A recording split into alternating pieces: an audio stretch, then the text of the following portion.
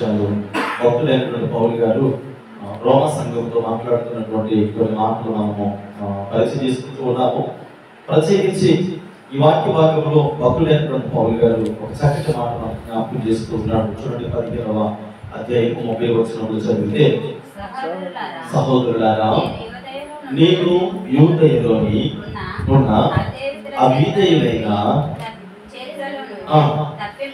అవిధేయుల చేతుల్లో నుండి తప్పింపబడి యెరూషలేములో చేయవలసి ఉన్న ఈ పరిచర్య పరిశుద్ధులకు ప్రీతికరమగునట్లుగా నేను దేవుని చిత్త ప్రకారముగా సంతోషంతో మీ యొద్దకు వచ్చి మీతో కలిసి విశ్రాంతి పొందినట్టుగా మీరు నా కొరకు దేవునికి చేయి ప్రార్థన యందు నాతో కలిసి పోరాడవలసిందిగా. ఇక్కడ పౌలు గారు రోమా సంఘంతో మాట్లాడుతూ ఉన్నారు. ఏంటి రోమా సంఘంతో మాట్లాడుతూ ఉన్నారు అని అంటే, మరి మనం జ్ఞాపకం చేసుకునేటప్పుడు అవిధేయులైనటువంటి మనుషులు అని మాట్లాడుతూ ఉన్నారు. అంత మాత్రమే కాదు, అక్కడ పోరాటము అనేటువంటి ఒక పదం మనకు కనబడుతూ ఉంది.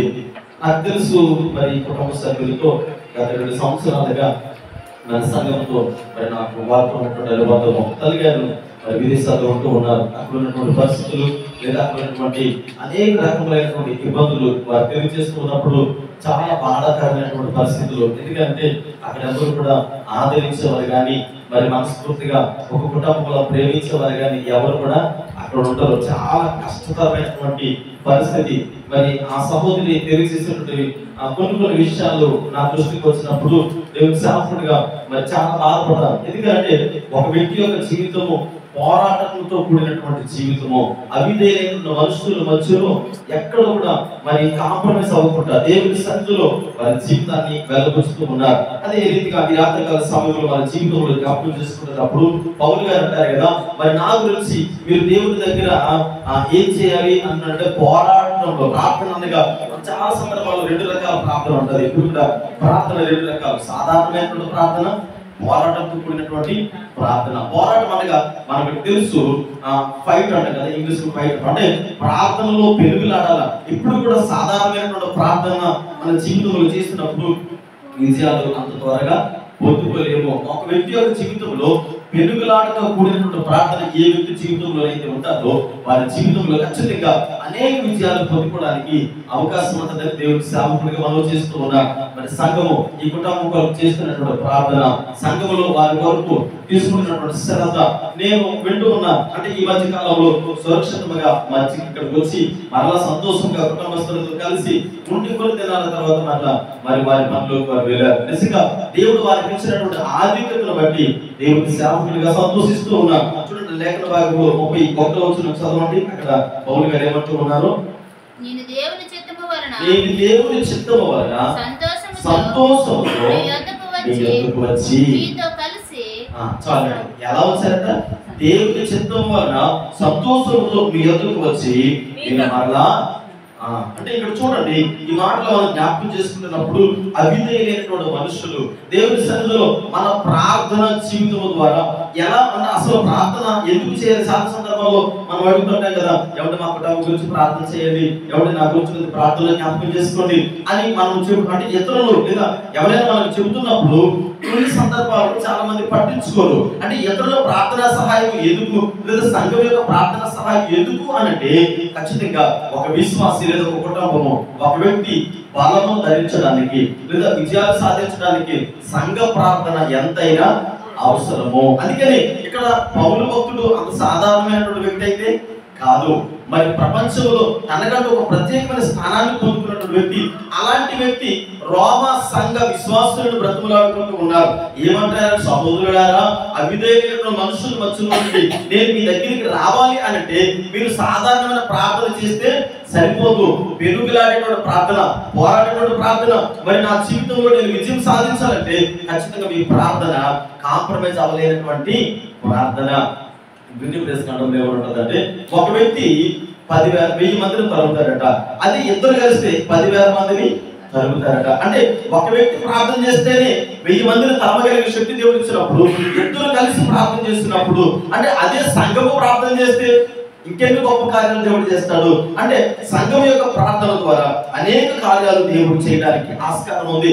పిల్లలు జ్ఞాపకం చేసుకోండి, చాలా వైకల్పితమైనటువంటి పరిస్థితుల మధ్యలో ఆ సహోదరి ఉన్నప్పటికీ కుటుంబ ప్రార్థన కావచ్చు, సంఘ ప్రార్థన కావచ్చు, ఈరోజు సురక్షితమైనటువంటి కాపుదల ఆ బిడ్డకు దేవుడు అనుగ్రహిస్తూ ఉన్నాడు.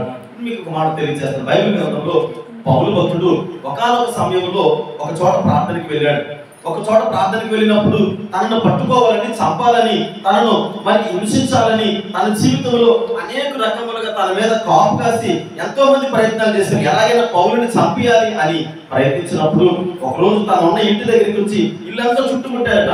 అప్పుడు ఆ ఇంటిలో ఉన్న విశ్వాసులు చాటుగా కిటికీలో నుంచి పౌలు గారిని దించి ఒక గంపతో పంపించేశారట. అంటే నేనంటాను, వారి ప్రార్థన ద్వారా, తన కొరకు అనేకులు ప్రార్థన చేయడం ద్వారా మరణం నుండి పౌలు గారు తప్పించబడ్డారు. ఈరోజు మన జీవితాల్లో కూడా అనేక ఇబ్బందుల నుంచి మనం తప్పించబడుతున్నాము అంటే మన కొరకు పెరిగిలాడే ప్రార్థన చేసేవారు సంఘంలో చాలా మంది ఉన్నారు. మనం అనుకోవచ్చు, అయ్యో మేము ఎక్కడో సూర్యపంలో ఉన్నాం, మేము ఎక్కడో విదేశాల్లో ఉన్నాం, లేదంటే మమ్మల్ని ఎవరు పట్టించుకునేవారు లేరు, మేము ఒంటరిగానే ఉన్నాం, లేదంటే నేను ఎక్కడో హైదరాబాద్లో పనిచేసుకుంటూ ఉన్నాను, నా పిల్లల దగ్గర ఉన్నారు, అసలు వాళ్ళ పరిస్థితి ఏంటి అంటే దేవుని శాస్త్రంగా చెబుతూ ఉన్నాను. సంఘము ప్రార్థన అనేక విషయాలకు దారితీస్తుంది. సంఘములో మీ కొరకు ప్రత్యేకించి అనేకులు శ్రద్ధ కలిగిన వారు సంఘం యొక్క ప్రార్థన అనేక కుటుంబాలని కడుతుందని ధైర్యంగా దేవుని సేవకుడిగా చెప్పగలుగుతూ ఉన్నారు. గమనించండి, యుద్ధంలో ఉండేటువంటి వ్యక్తులు ఎవరైతే ఉన్నారో చేతికి అత్తించి యుద్ధంలోకి పంపించిన తర్వాత నిద్రపోయాడు అనుకోండి, శత్రువు ఏం చేస్తాడు? దాడి చేస్తాడు కదండి. ఖచ్చితంగా దాడి చేస్తాడు. కనుక యుద్ధంలో ఉన్నప్పుడు మనం ఏం చేయాలి? సురుకుతనం కలిగి, మెలుకు కలిగి, అంటే యుద్ధంలో ఉన్నాము కనుక మన జీవితంలో ఖచ్చితంగా మరి యుద్ధ వీరుడిగా వెలికి తిరిగి చూడకుండా, అందుకని సంఘంలో ఉన్న ప్రతి ఒక్కరు కూడా ప్రార్థన పాత్రలుగా అనేకుల కొరకు పెరిగిలాడి ప్రార్థించేటువంటి తల్లిదండ్రులు దేవుడి సంఘంలో లేవనెత్తుతూ ఉన్నాడు. హల్లెలూయా. మరి సంఘ క్రమంలో మరి మీరు కూడా ఆయా సందర్భాల్లో, నేను అనుకుంటాను ఈ మధ్య కాలంలోనే ఒక team captain, cricket team captain గురించి నేను చూసి చాలా కొంచెం నవ్వుకున్నాను. ఎందుకంటే సర్వసాధారణంగా మనిషికి ఆవలింతలు అనేవి వస్తాయి. నిద్ర వచ్చినప్పుడు, లేదంటే మామూలుగానే ఒక్కొక్కసారి ఆవలింతలు వస్తాయి. ఆ పాపం టీము చాలా మంచి రసవంతంగా మ్యాచ్ ఆడుతున్నారట.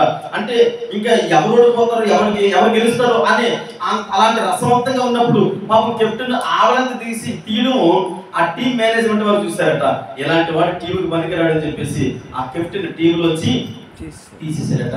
దేవుని బిడ్డలుగా మన జీవితాల్లో కూడా సంఘంలో చాలా సందర్భాల్లో కొంతమంది మనం ఏమడుగుతారంటే, ఏమండి మాకు అవసరం, మా కొరకు ప్రార్థన చేస్తారా, ఏమండి మా బిడ్డల కొరకు ప్రార్థన చేయండి అని అంటే ఎవరు కూడా పట్టించుకోకుండా నిర్లక్ష్యంగా ఉండేవారైతే యుద్ధములో లేదు. ప్రతి ఒక్కరు కూడా అనేక అంశాల గురించి ప్రార్థించే వారిగా ఉన్నారంటే దేవుని సేవకునిగా మనం చేస్తూ ఉన్నాం. చూడండి, ఇక్కడ కొన్ని సందర్భాలలో మరి దైవజనుడు డిఎల్ మోడీ గారు ఒకరోజు వాడలో ప్రయాణం చేసి వెళ్తున్నారట. తన చుట్టూ శిష్య బృందం ఉంది.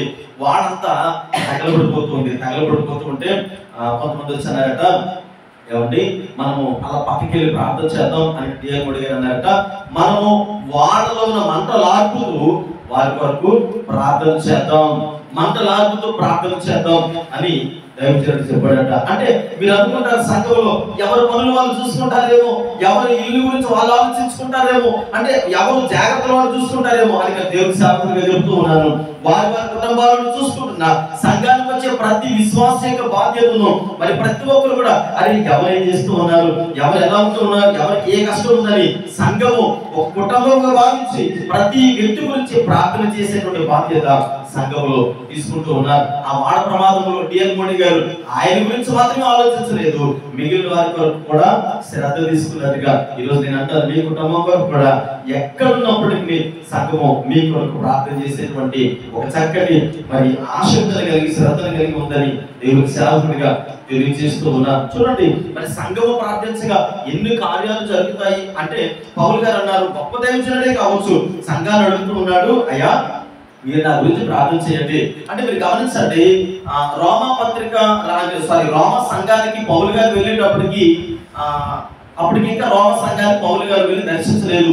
ఎక్కడో ఉన్నాడు ఈయన. ఎక్కడున్నాడు చూడండి, 30వ వచనంలో చదివితే ఆయన ఎక్కడున్నాడట, అబిదేలు మధ్యలో. ఆ తర్వాత ఏ ప్రాంతం అండి అది? యెరూషలేము, యూదయ దేశాల్లో. ఆయన ఇంకా ఎక్కడ ఉన్నాడు? కానీ రోమా సంఘానికి రాస్తూ ఉన్నాడు, మీరు నా కొరకు పోరాడండి, అంటే నా కొరకు పెళ్లిగలని ప్రార్థన చేయండి అని ఎక్కడో ఉండి ఉత్తరాన్ని రాస్తూ ఉన్నాడు. నిజానికి పౌలు అక్కడికి వెళ్ళలేదు. మీకు ఒక సందర్భాన్ని జ్ఞాపకం చేస్తాం. సంఘ ప్రార్థన ఎంత భయంకరమైనటువంటి సంఘటననైనా విడిపిస్తుంది అనడంలో ఏ విధమైన అనుమానం లేదు అనడానికి మీకు తెలుసు. బైబిల్ గ్రంథంలో అపోస్తలుల కార్యంలో పౌలు గారు 27వ అధ్యాయం 37వ వచనం అనుకుంటాను చూడండి. అపోస్తలుల కార్యములు 27వ అధ్యాయం 37వ వచనంలో ఒక చక్కటి మాట, ఒక సాక్ష్యాన్ని నేను మీకు జ్ఞాపకం చేయడానికి ఇష్టపడుతూ ఉన్నాను. చూడండి 27వ అధ్యాయం 37వ వచనము. వాడలో ఉన్న మేమందరము 276 మంది వారు తిని తృప్తి పొందిన తరువాత గోధుమలను సముద్రములో పారబోసి 41వ వచనం కూడా చదవండి. రెండు ప్రవాహములు కలిసిన స్థలమందు చిక్కుకొని వాడను మెట్ట పట్టించిరి. అందువలన అనివి కూరుకొని పోయి కదలకు ఉండెను. అమరము ఆ దెబ్బకు బద్దలైపోసాగెను. కడమ వారిలో కొందరు పలకల మీదను కొందరు ఓడ చెక్కల మీదను ఇలాగూ అందరూ తప్పించుకోలేదు. ఎంతమంది తప్పించుకున్నారు? 276 మంది. మీరు గమనించండి, పౌలు గారు యెరూషలేములో ఉన్నప్పుడు ఎవరికి ఉత్తరం రాశాడు? రోమా సంఘానికి ఉత్తరం రాశాడు. అంటే యెరూషలేములో ఉన్నారు, ఏ సంఘానికి ఉత్తరం రాశాడు? రోమా సంఘానికి ఏమో ఉత్తరం రాశాడంటే, మీరు నా కొరకు ఏం చేయమన్నాడు? ప్రార్థన చేయండి. అంటే నేను మీ మధ్యకి వస్తూ ఉన్నాను. నేను అంటాను, తల్లిగారు ఎక్కడున్నారు? కోవైట్లో ఉన్నారు. ఆవిడ దేశం రావడానికి నా భర్తను చూడాలి, పిల్లలు చూడాలి, మా అమ్మగారు చూడాలి, బంధువులు చూడాలి. అయ్యగారండి దానికోసం ఏం చేయండి?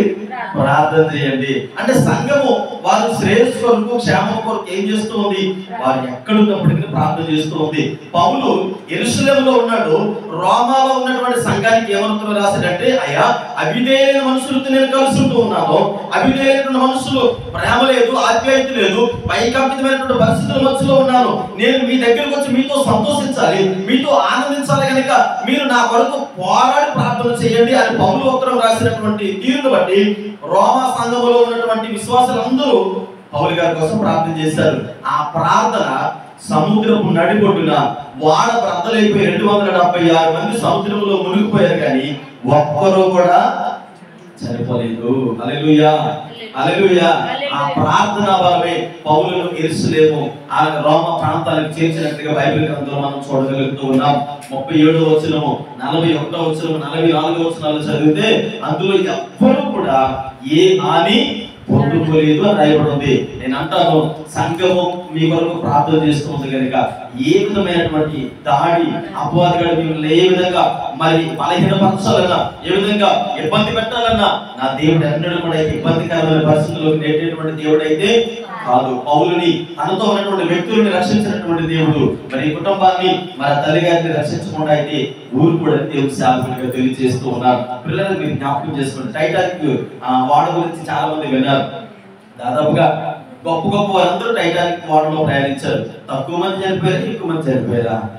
వాడ సముద్రంలో మునిగి చాలా ఎక్కువ మంది చనిపోయారు. మరి పౌలుతో ప్రయాణించిన 276 మంది బ్రతకడానికి గల కారణం ఏంటి? టైటానిక్ పడవలో చనిపోవడానికి గల కారణం ఏంటంటే, అంటే వాళ్ళ ఇరువురికి తేడా ఏంటి? ఈయన కొరకు అనగా పౌలుతో వెళ్ళిన బృందం కొరకు ప్రార్థించేటువంటి ఒక సంఘం ఉంది. టైటానిక్ లో వెళ్ళే వారి కోసం ప్రార్థించేవారు ఎవరు కూడా లేరు. ప్రార్థనా బలము అనేక కుటుంబాలను కడుతూ ఉంది, అనేక మంది వ్యక్తులను బ్రతికిస్తూ ఉంది. నేను అంటాను, ఈరోజు మన జీవితాల్లో మన బ్రతుకులో ఆశీర్వాదకరమైన స్థితిలో కుటుంబంతో, సంఘంతో, సహవాసం, మన బంధువులతో కలిసి ఉంటున్నామంటే దానికి కారణం ఏంటో తెలుసా? మీ కొరకు ప్రార్థించే సంఘము మీ పక్షంగా మొదటి దేవుడి సేవకుడిగా మనం చేస్తూ ఉన్నాం. పిల్లల్ని జ్ఞాపకం చేసుకోండి. అందుకని ఇక్కడ మనం జ్ఞాపకం చేసుకుంటున్నప్పుడు మరి సంఘం ప్రార్థన చేస్తుంది, అది బాగానే ఉంది. మరి వెంకటరమణ గారు కూడా ఏం చేయాలి? ప్రార్థన చేయాలి కదా. మరి పిల్లలు ఆ తర్వాత కుటుంబం బాధ్యత ఎవరి మీద ఉంది? సర్వసాధారణంగా ప్రతి కుటుంబంలో ప్రార్థన ఎక్కువ ఎవరు చేస్తారు? తల్లి చేస్తారు. తల్లి ప్రార్థన చేస్తుంది కరెక్టే, కానీ మీరు ఎప్పుడైనా బైబిల్ గ్రంథంలో చదివితే ఎక్కువగా ఎవరు ప్రార్థన చేసినట్టు ఉంటుంది? ఆడవాళ్ళు కాదు, మగవాళ్ళే ప్రార్థన చేసినట్టు ఉంటుంది. బైబిల్ గ్రంథంలో ఒక ఇద్దరు వ్యక్తులు నేను మీకు పరిచయం చేస్తాను. చూడండి, మొదటి దినవృత్తాంతముల గ్రంథము 29వ అధ్యాయము 19వ వచనాన్ని మీరు జ్ఞాపకం చేసుకోండి. మొదటి దినవృత్తాంతముల గ్రంథము 29. నా కుమారుడైన సొలొమోను నీ ఆజ్ఞలను నీ శాసనములను నీ కట్టడలను గైకొనుచు వాటినన్నిటిని అనుసరించినట్లు నేను కట్టదలిచిన ఈ ఆలయమును కట్టించినట్లు అతనికి నిర్దోషమైన హృదయము దయచేయము. మీరు జాగ్రత్తగా గమనించండి. భక్తుడైన దావీదు ప్రార్థన చేస్తూ ఉన్నాడు. ఎవరు ప్రార్థన చేస్తున్నాడంటే, అయ్యా నీ మందిరం కట్టాలని నేను చాలా ఆశపడుతూ ఉన్నాను, అయితే నన్ను కట్టొద్దన్నావు కనుక నా కుమారుడైన సొలొమోను మీరు ఏర్పాటు చేసుకున్నారు. అయితే మందిరం నా కుమారుడైన సొలొమోను కడతాడు అని ప్రార్థన చేయలేదు. అక్కడ ఎవరు ప్రార్థన చేస్తూ ఉన్నాడు అని అంటే, మందిరాన్ని కట్టడానికి నా కుమారుడికి ఎలాంటి మనసు కావాలి? నిర్దోషమైనటువంటి మనస్సు. అంటే పాపము గాని, అపవిత్రత గాని, అయోగ్యత గాని నా కుమారుడు మనస్సులో కూడా రాకూడదు. ఈరోజు నేను జ్ఞాపకం చేస్తూ ఉన్నాను, ఒక వ్యక్తి తలాంతుల ద్వారా చాలా మంచి పేరు సంపాదించుకోవచ్చు, కానీ మరి ఆ పేరు సంపాదించుకోవడానికి ఖచ్చితంగా తన గుణ లక్షణాలు అనేవి చాలా ప్రాముఖ్యమైనవి. పేరు పొందుకోవడానికి తలాంతులు సరిపోతాయి, కానీ తన జీవితాన్ని కాపాడుకోవడానికి గుణ లక్షణాలు అనేవి చాలా ప్రాముఖ్యమైనవి. ఈనాడు చాలా మంది వ్యక్తుల్లో పై స్థాయికి వెళుతూ ఉన్నారు, కానీ గుణ లక్షణాల ద్వారా పడిపోతూ ఉన్నారు. అందుకని ఇక్కడ మీరు జ్ఞాపకం చేసుకున్నట్లయితే దావీదు అంటాడు, అయ్యా మందిరం కట్టడం నా కొడుకు పెద్ద విచిత్రం కాదు, ఎందుకని సమస్తం నేను పోగేశానయ్యా, అన్ని సౌకర్యాలు నేను ఇచ్చాను నా కొడుకు. అయితే మందిరం కట్టే క్రమంలో నా కొడుకు హృదయం పాడైపోకూడదు, పాపం నా కొడుకు హృదయంలో ఉండకూడదు. నేను అనుకుంటాను, మరి ఈయన చదవలేనటువంటి చదువు, ఆయన వెళ్ళలేనటువంటి ప్రాంతాలు, ఆయన సాధించలేనటువంటి విజయాలు ఇప్పుడు ఎవరు సాధించాలని కోరుకోవాలి? ఎవరు కోరుకోవాలి? నేను అనుకుంటాను, నా కూతురు కొడుకు మంచి భవిష్యత్తును పొందుకోవాలి అంటే ఇప్పుడు ఆయన ఏం చేయాలంట? బిడ్డల కొరకు పోరాడే ప్రార్థన చేయాలా? సంఘం కుటుంబం కొరకు ప్రార్థన చేస్తూ ఉంది. మీ వ్యక్తిగత జీవితాల కోసం సంఘం ప్రార్థన చేస్తూ ఉంది. సంఘము ప్రార్థన చేస్తుంది కరెక్టే, మరి తండ్రిగా ఆయన కూడా బాధ్యత తీసుకొని నేను విజయం పొందుకోలేకపోయాను, నేను ఇలా చదవలేకపోయాను, నేను ఇక్కడికి వెళ్ళలేకపోయానంటే ఆ విజయ తీరాలకు దావీదు వెళ్ళలేకపోయాడు, తన కొడుకు సొలొమోను సాధించాలని కోరుకున్నాడు. నేను అనుకుంటాను, ఇప్పుడు వెంకటరావు గారు ఆయన సాధించిన వెంకటరమణ గారు వారి బిడ్డల కోసం ప్రార్థన చేయాలి, ఖచ్చితంగా ప్రార్థన చేయాలి. ప్రార్థన చేయకపోతే అపవాదిగాడు బిడ్డల జీవితాన్ని పడగొట్టడానికి మరి ఎలా కాసుకొని ఉంటాడు కనుక చాలా చక్కగా మరి దేవుని సంతానంలో మరి వారి హృదయాలు దేవుని సన్నిధిలో దేవునికి అంగీకారంగా ఉంటున్నట్లుగా ఏ మార్గమును వెళితే అపవాదుడు ఎలా దాడి చేస్తాడో తెలియదు కనుక ప్రతి క్షణం బిడ్డల కొరకు ప్రార్థించేటువంటి తండ్రిగా, వారిని కనిపెడుతున్నటువంటి తండ్రిగా ఉండాలని దేవుని సేవకుడిగా తెలియజేస్తూ ఉన్నాను. భక్తుడు దావీదు అంటాడు, అయ్యా నీతిమంతులుగా నీకు అనుదృష్టి కదా అంటే, నీతిమంతుడిగా సొలొమోను మనసపడాలి అంటే ముందుగా నిర్దోషిగా ఉండాలి, పాపము ఎరగిన వాడిగా సొలొమోను ఉండాలని మరి ప్రార్థన చేస్తూ ఉన్నాడు. పిల్లలకు జ్ఞాపకం చేసుకుంటే మన జీవితాల్లో కూడా మరి చాలా జాగ్రత్తగా ఉంటారు. వెంకటరావు గారు బాగానే ఉన్నారు, ఆయన రమణ గారు బాగానే ఉన్నారు, కానీ మా నాన్నగారు ప్రార్థన చేస్తారు పర్వాలేదు అంటే పిల్లలు ఎలా ఉండాలి? పిల్లలు కూడా మా అమ్మగారికి లేరు కదా, మా నాన్నగారు పనులకు వెళ్ళిపోతున్నారు కదా, పర్వాలేదులే మాకు అన్ని సౌకర్యాలు ఉన్నాయి కదా అని నిర్లక్ష్యం ఎన్నడూ కూడా మన మనసులో కూడా రానికూడదు. చూడండి, బైబిల్ గ్రంథంలో ఒక వాక్య భాగం చూస్తున్నాం. హోషేయ గ్రంథము 13వ అధ్యాయం 11వ వచనంలో ఒక మాట మనం చదువుకుందాం. ప్రస్తుత వేదనలో అతనికి వేదన పుట్టును, పిల్ల పుట్టు సమయమున బయటికి రాని శిశువు అయినట్టుగా అతడు బుద్ధి లేని వాడే వృద్ధికి రాడు. చాలండి, ఈ మాట చాలా జాగ్రత్తగా గమనించాలి. లహరి గాని కుమారుడు గాని ఎంత భయంకరమైన మాట అంటే, తల్లిదండ్రులకి వ్యాధి ఎప్పుడు కలుగుతుంది అని అంటే, తల్లికి మీరు గమనించండి, గర్భంతో ఉన్నటువంటి తల్లి డెలివరీ సమయంలో మీరు హాస్పిటల్కి వెళ్ళినప్పుడు హాస్పిటల్ ఏమంటారంటే, ఏమంటే నొప్పులు వస్తున్నాయి కానీ ఇంకా డెలివరీ టైం అవ్వలేదని అంటారు. ఇప్పుడు ఆ తల్లి ఎంత నరకం అనిపిస్తుంది అంటే, బిడ్డ బయటకు వస్తే తల్లి తేలిక అయిపోతుంది, ఆరోగ్యంగా అమ్మయ్య అనుకుంటుంది. బిడ్డ అలా బయటికి రాకుండా నొప్పులు భయంకరమైన రీతిలో ఆ తల్లి అనిపిస్తున్నప్పుడు ఎంత వేదనకరంగా ఉంటుందో, ప్రస్తుత సమయంలో తల్లి పడేటువంటి వేదన ఎలా ఉంటుందో ఆ కుటుంబానికి తండ్రి కూడా అంత వేదన పడతాడట. ఎప్పుడు బుద్ధి లేనటువంటి పిల్లలు ఉన్నప్పుడు, బుద్ధి లేని పిల్లడు అంటే తండ్రి మాట వినకుండా, తల్లి మాట వినకుండా, తల్లిదండ్రులు లోపడకుండా అంటే ఇష్టానుసారంగా తిరిగేటువంటి కుమారుడు తండ్రికి ఎలాంటి వాడట, ప్రసవించలేనటువంటి ఒక తల్లి ఎంతైతే వేదన పడుతుందో అలాంటి వేదన తండ్రికి తెచ్చేటువంటి వారిగా ఉంటారని ఇక్కడ లేఖన భాగాలు తెలియజేస్తూ ఉన్నాయి. కనుక ఎన్ని మార్గాలు గుండా వెళుతున్నప్పటికీ నేను చదువులో కానీ, క్రమశిక్షణలో కానీ, మరి ప్రార్థన జీవితంలో కానీ, భక్తులు కానీ బిడ్డలు తండ్రికి లోబడే వారిగా, క్రమబద్ధమైనటువంటి జీవితాన్ని కొనసాగించే వారిగా ఉండాలని బిడ్డలకు దేవుని సేవకుడిగా తెలియజేస్తూ ఉన్నాను. తల్లి మన దగ్గర ఉన్నా లేకపోయినా మరి తండ్రి సంరక్షకుడిగా ఉన్నాడు కనుక ప్రార్థన పూర్వకంగా భయభక్తులు కలిగి ఉండాలి తప్ప బుద్ధిహీనుడిగా ఉంటే మీ బుద్ధిహీనత తండ్రికి వేదనకరమైనటువంటి రీతులుగా మారిపోతుంది కనుక చాలా జాగ్రత్త కలిగి ఉండాలి. బైబిల్ గ్రంథంలో మరొక తండ్రి ఉన్నాడు. ఆయన యోబు గ్రంథంలో చూస్తే 1వ అధ్యాయంలో 5వ వచనం చదివితే మరొక తండ్రి భక్తుడు దావీదు గురించి మాట్లాడుకున్నాం. ఆ తర్వాత పిల్లల గురించి మాట్లాడుకున్నాం. యోబు గ్రంథంలో 1వ అధ్యాయం 5వ వచనంలో చదివితే వారి విందు దినములో యోబు తన కుమారుడు పాపం చేసి తమ హృదయంలో దేవుని దూషించరేమో అని ఎందుకు యోబుగా డౌట్ వచ్చిందంటే మీరు గమనించాలి. యోబు గ్రంథం చదువుతున్నప్పుడు భక్తుడైన యోబు గారు అక్కడ ఏమంటుందంటే అరుణోదయమున పిల్లలు ఏం చేసేవాడట, 7 పిల్లలు, 7 చేపలు కథ కాదు, 7 పిల్లలు యోబుకు ఉన్నాడట.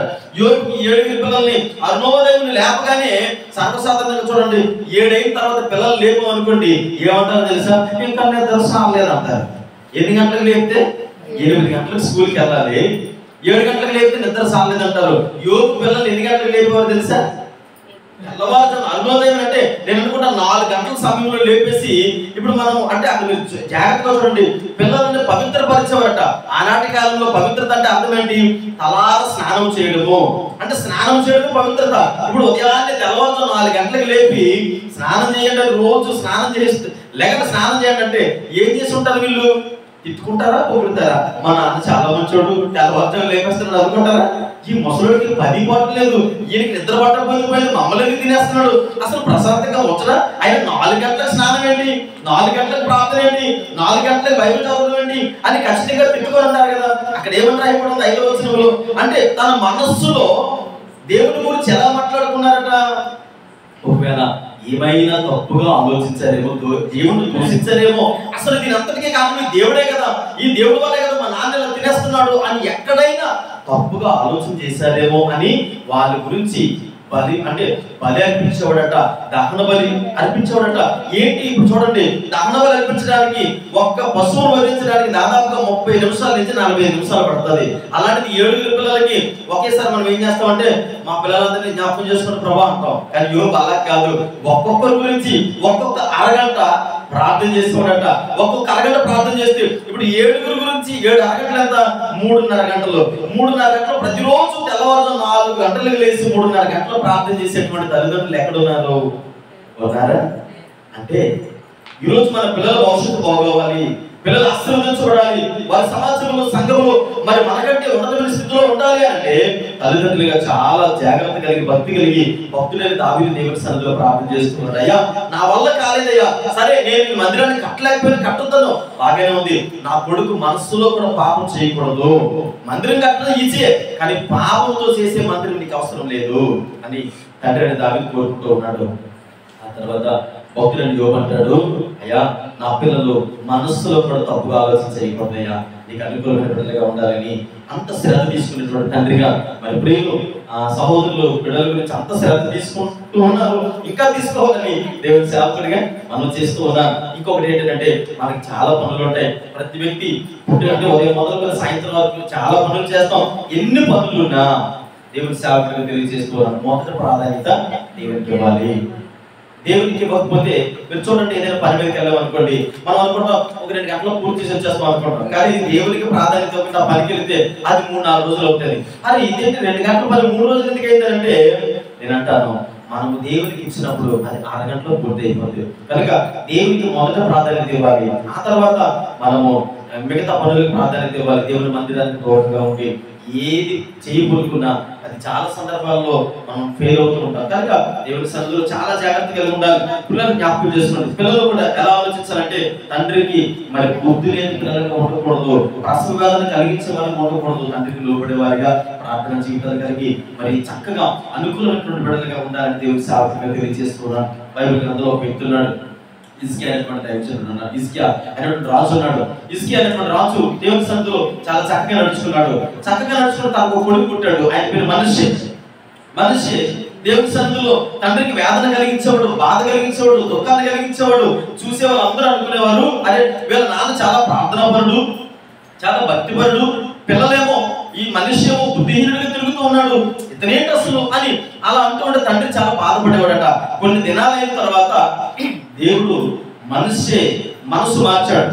ఏంటి దాని కారణం ఏంటంటే తన తండ్రి ప్రార్థన ద్వారా దేవుడు మనష్షేతో మాట్లాడాడు. మనష్షే అప్పుడు ఏడ్చాడట, అయ్యో నేను ఇంత దౌర్భాగ్యం బ్రతుకుతూ ఉన్నానా అని ఏడుస్తూ ఉంటే, ఈరోజు మనం ఒకవేళ మనష్షే గారిని అడిగామనుకోండి, ఎవరిని మీరు సన్నగా మారిపోవడానికి గల కారణం ఏంటంటే ఆయన చెప్తాడు, మా తండ్రి నా గురించి ప్రార్థన చేశాడు కాబట్టి నేను ఇలాగా ఉన్నాను. ఇంకో మాట చెప్పమంటారా, మనష్షే బైబిల్ గ్రంథంలో ఏ రాజు పరిపాలించలేనంత సంవత్సరాలు 55 సంవత్సరాలు అతను ఇజ్రాయెల్ ప్రజలను పరిపాలించినట్టుగా బైబిల్ గ్రంథంలో చూడగలము.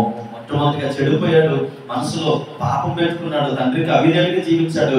కానీ తర్వాత తండ్రి ప్రార్థన చేయడం ద్వారా కొడుకు మారి 55 సంవత్సరాలు ఇజ్రాయెల్ ప్రజలను పరిపాలన చేశాడు. పిల్లలు జ్ఞాపకం చేసుకోండి, సంఘం ప్రార్థన చేస్తూ ఉంది, సంఘము మరి మిమ్మల్ని ఆదరిస్తూ ఉంది, మీ కొరకు సపోర్ట్ గా నిలబడుతూ ఉంది, సంఘ ప్రార్థన విజయాన్ని అనుగ్రహిస్తుంది అనడంలో ఏ విధమైనటువంటి అనుమానం లేదు. పౌలు గారిని రోమా సంఘ ప్రార్థన ఎలాగైతే కాపాడిందో, ఈ రోజు మీరు వచ్చే సంఘ ప్రార్థన మరి మీకు సంరక్షణగా ఉన్నదని దేవుని సేవకుడిగా మరి ధైర్యంగా చెప్పగలుగుతూ ఉన్నాను. అంత మాత్రమే కాదు, కుటుంబానికి తల్లి ప్రార్థన ఎంత అయితే అవసరమో తండ్రి ప్రార్థన కూడా అంతే అవసరము. తండ్రి ప్రార్థన చేస్తూ ఉన్నాడు కదని పిల్లలు నిర్లక్ష్యంగా ఉండకూడదు. తండ్రికి లోబడే పిల్లలుగా వారు కూడా ప్రార్థనా జీవితాలు కలిగి మరి మన చుట్టుపక్కల వారికి, సంఘమునికి, కుటుంబానికి, మన బంధువుల మధ్యలో సాక్షులుగా నిలబడి రానున్న దినాలలో ఉన్నత పరిస్థితుల్లోకి దేవుడు తీసుకెళ్ళినప్పుడు మన గుణ లక్షణాలను బట్టి దేవుడు మనల్ని ఉన్నత పరిస్థితుల్లోకి తీసుకుని వెళ్తాడు అనడంలో ఏ విధమైన అనుమానం లేదని దేవుడి సేవకుడిగా తెలియజేస్తూ ఉన్నాం. అందుకనే ఇక్కడ మనం జ్ఞాపకం చేసుకోండి, అవిధేయుల మధ్యలో జీవిస్తూ ఉన్నాం.